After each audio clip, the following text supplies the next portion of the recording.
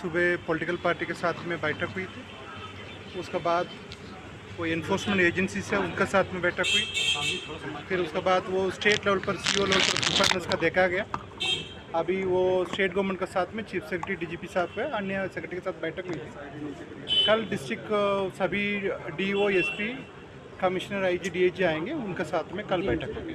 उसके बाद आप लोग एक प्रेस नोट कल रिलीज होगी, बाकी कुछ इशू होगी मतलब आपको अपडेट देते जाएंगे। Thank you. प्रेस से मिलने का कोई शेड्यूल? देखिए, कल एक बात क्लियर है, उनका कल परसों फेज़ 2 का पोलिंग है, इसलिए कमीशन का वापस जाना है वहाँ पर। वो दिल्ली में प्रिपरेशन का देखना है फेज़ 2 पोलिंग का, उसका लेकर हम लोग एक प्रेस नोट भी आपका रिलीज हो जाएगा, आपका उसका मिल जाएगा। सर मेजर क्या क्या पॉइंट्स है जिसको जो उसका संबंध में प्रेस नोट में सब कुछ डिटेल आपका रहेगी, उसमें प्रेस नोट में आपका दिया है। ठीक, कल आपका प्रेस नोट में कमीशन का प्रेस नोट आपको मिलेगी, उसमें क्या क्या डायरेक्शन दी गई थी वो सब कुछ आपका रहेगा। ठीक है, थैंक यू। हमने आयोग के समक्ष कहा कि ये राज्य भौगोलिक दृष्टिकोण से पठारी क्षेत्रों से घिरा हुआ है और विगत दिनों जो है ना आपने देखा होगा यहाँ पर नक्सल प्रभावित क्षेत्र रहा है, इसलिए यहाँ पर इस राज्य में चरणबद्ध तरीके से चुनाव कराया जाए अलग अलग चरणों में, ताकि जो है ना पक्षतापूर्ण मैंने पक्षपात से अलग होकर के जो शांतिपूर्ण तरीके से इस राज्य में चुनाव हो सके। चुनाव कब कराया जाए इसको लेकर कुछ कहा? चुनाव जो अब जो है सरकार जो है हमने कहा है कि जो निर्धारित तिथि है उसी तिथि पर कराई जाए चुनाव। नहीं, चरणों के संदर्भ में हमने समझे कोई सुझाव नहीं मांगा गया कि कितने चरणों में चुनाव कराना है, लेकिन हमने कहा कि चरणबद्ध तरीके से चुनाव कराया जाए ताकि राज्य में शांतिपूर्ण तरीके से चुनाव संपन्न हो सके। एक सुझाव है कि जनादेश हमारा जनादेश 5 साल के लिए है, हमारा कार्यकाल दिसंबर तक है, कोई हड़बड़ी ना है और चुनाव निहायत यदि पहले ही महाराष्ट्र के साथ करना पड़े तो 15 नवंबर तक, क्योंकि बिरसा जयंती, Kartik Purnima, state foundation day, ये सभी चीज़ें हैं, उसके बाद ही उसको प्लान किया जाए। दूसरा कि हमारे राज्य शांतिपूर्ण है, ज़्यादातर इलाके पहाड़ जंगल से आच्छादित है, उन जगहों पर न्यूनतम सेंट्रल पैरामिलिट्री फोर्सेस का डिप्लॉयमेंट हो और यदि बहुत ज़रूरी है तो साथ में स्टेट पुलिस का समान रूप से, ताकि दहशत न फैले, मतदान प्रभावित ना हो और धर्म को लेकर, जाति को लेकर, संप्रदाय को लेकर जिस प्रकार से लगातार हेट स्पीच दिया जा रहा है उस पर कारगर रोक लगाए।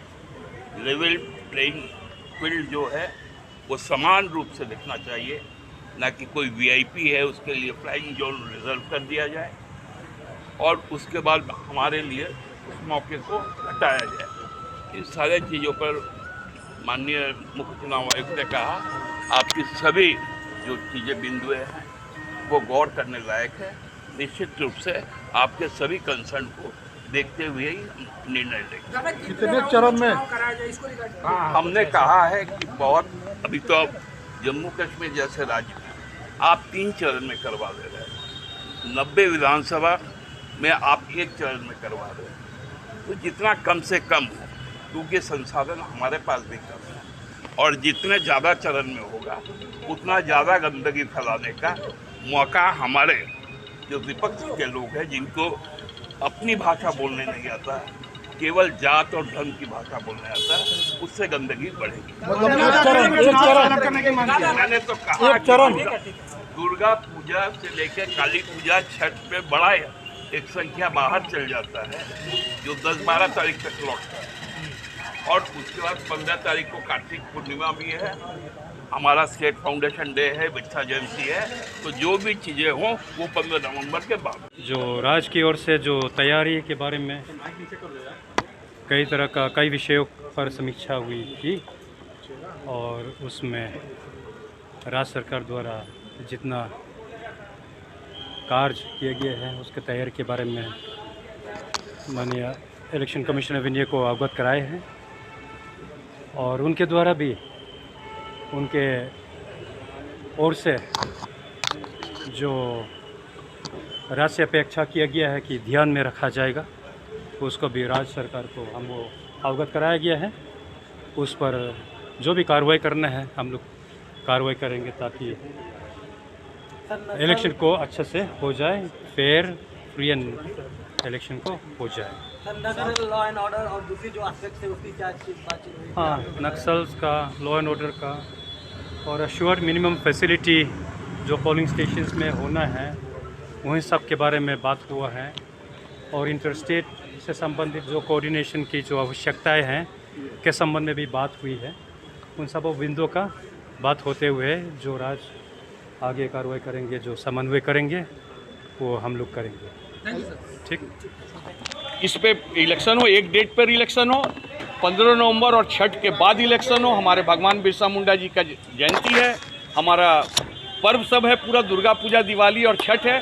उसको देखते हुए उन सब के बाद में इलेक्शन हो और यहाँ पर फेयर इलेक्शन हो। तो भारतीय जनता पार्टी के जो उन्मादी नेता यहाँ पर आ रहे हैं, जिस तरह से बांग्लादेशी, हिंदुस्तान, पाकिस्तान और हिंदू मुसलमान, वो कभी भी अपने पक्ष की बात नहीं करते, इस तरह से उन्माद फैला के बात कर रहे हैं। तो हम लोगों ने उस पर रोक लगाने की बात की और ऐसे नेताओं का चिन्हित कीजिए कि जो प्रचार में उन्माद फैलाने के उनके प्रचार में उनको बैन किया जाए, उनको रोका जाए। इस तरह की किसी तरह के नहीं हो। दूसरा, 75 साल की उम्र के वोटर्स को कैसे हम उनके लिए घर से वोटिंग कराने का काम करें, 1500 वोट जिस बूथ पर है उसको कैसे बांट करके कराएं, 60 साल के उम्र के जो हैं वोटर, उनके लिए हम लोग अलग लाइन का व्यवस्था करें। और जहां पर हमारा नक्सलवाद है, जहां पर प्रशासनिक पूरा ताकत लगाना है, वो कैसे पहाड़ जंगल में किस तरह से मतदाताओं को पहुंचाने का काम करें। जो मत दे, बहुत सारी पॉइंट है, हम लोगों ने लिख करके दिया, एक कॉपी आप लोग को भी हम लोग आगे बढ़ाएं। ठीक। का भी पॉइंट उठाया गया, बीजेपी की ओर से कहा गया बहुत वृद्धि हुई है झारखंड में। भारतीय जनता पार्टी क्या कहती है नहीं मालूम, उसको अपने कर्मों पे विश्वास नहीं है, उसको अपने कामों पे विश्वास नहीं है। आप बताइए, 10 साल 100 दिन हो गए भारतीय जनता पार्टी, झारखंड ने केंद्र सरकार ने क्या यहाँ पर झारखंड के विकास के लिए किया? ये बहुत बड़ा मुद्दा है, क्योंकि इलेक्शन कमीशन के पास मुझको नहीं रखना, हम आपके समकक्ष पूरी जनता के सामने रख रहे हैं कि आपने 10 साल में क्या केंद्र सरकार ने क्या यहाँ झारखंड को बनाने का काम किया। आपने जब डबल इंजन की सरकार थे, आपने क्या क्या हाथी उड़ाया, आपने रोजगार के नाम पे हमारे बाल बच्चों को बेंगलोर में गार्ड की नौकरी दी। तो हम ये प्रश्न उठाते हैं आपके माध्यम से कि क्या ये सही है? आप अपने काम क्या करें, आपका विकास का क्या रोड मैप है, आप आगे क्या करेंगे 5 साल में अगर आपकी सरकार बनती है, तो इस पर आप चर्चा करें, ना कि आप यहाँ पर बांग्लादेशी पर चर्चा करें। अच्छा, प्रिंसिपल होम सेक्रेटरी हैं, उन पर भी जो है उनके कार्यशैली पर भी सवाल खड़ा किया। हम तो उनके मुख्यमंत्री और केंद्रीय मंत्री पे कार्यशैली पे कर रहे हैं, जितने आ रहे क्या बोल रहे हैं। एक बात भी नहीं बताया कि झारखंड के विकास के लिए हम ये करेंगे। वो सिर्फ बात करें कि बांग्लादेशी घुसपैठिए उनका प्रमुख मुद्दा है। किसी तरीके से वो एक पोलराइजेशन ऑफ वोट करना चाहते हैं। वंदना बाडेल को चुनाव से अलग करने की मांग किया है भाजपा।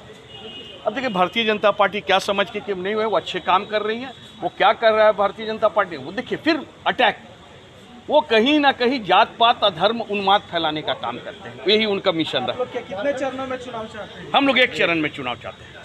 धन्यवाद। लेकर भी कुछ बातें हुई है। निश्चित रूप से ईवीएम में कोई उस तरह के नहीं, ईवीएम में पूरा होना चाहिए कि किसी तरह कोई दिक्कत नहीं है। वोटिंग का जो परसेंटेज है बढ़े, उसके लिए हम लोगों ने बहुत सारे, हम आपको कॉपी देंगे, उसमें सारी पॉइंट लिखे हुए। धन्यवाद।